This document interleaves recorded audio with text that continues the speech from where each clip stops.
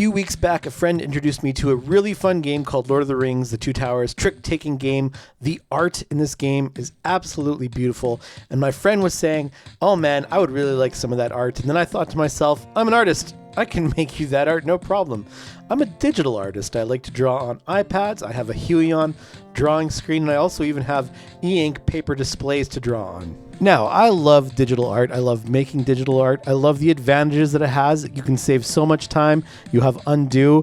You have, damage-free erasing, vector erasers, vector tools, so many different tools. I love it. It's one of the reasons why when I draw my comics, I draw them digitally because the quality is, really good and it saves a lot of time to make it.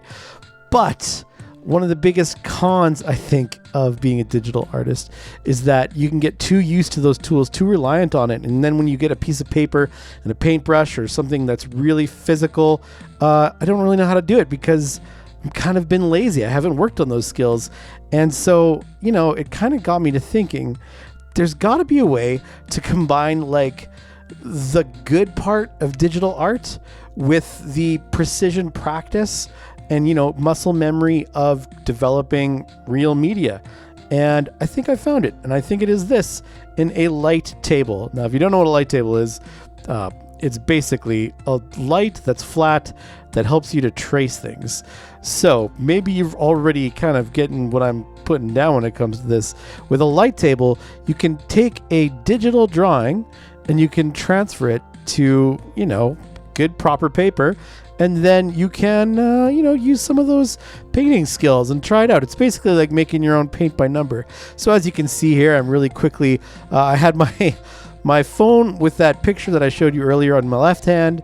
And then on my right hand, I was drawing this image as well. It's not exactly a one-to-one copy. It's more like my interpretation of the image, but I'm pretty happy with how it came out because I could use all those digital tools to get it to look, the way that I wanted. Resizing, undo, vector erase, all that fun stuff. And then the image looks, close to how I want it. It's not the same exactly, but it's pretty close. So then all I do is I send that off to the laser printer, print off a, we have cheap paper, like cheap laser paper that's really thin.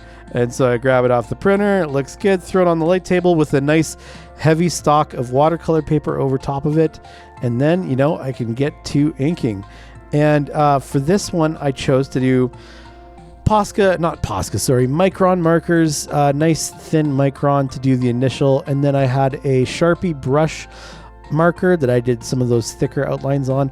And, I wish that I would have chosen an archival ink for the thicker lines because after I got done this, it occurred to me that even though like a Sharpie ink is permanent and it's not going to smear when you go over with watercolor, that, over time it's going to fade. So that's kind of a bummer. I should have put more attention to that. And seeing as this is a gift from my friend, I probably could have splurged on a proper archival, thick brush. But anyway, after that, I got done inking it down. It looks pretty close. There's actually more personality in it than there is in my initial digital drawing, just because there's going to be little mistakes here and there with a pen that you can't erase and adds to the charm of the piece. But anyway, after that, I watercolor the thing.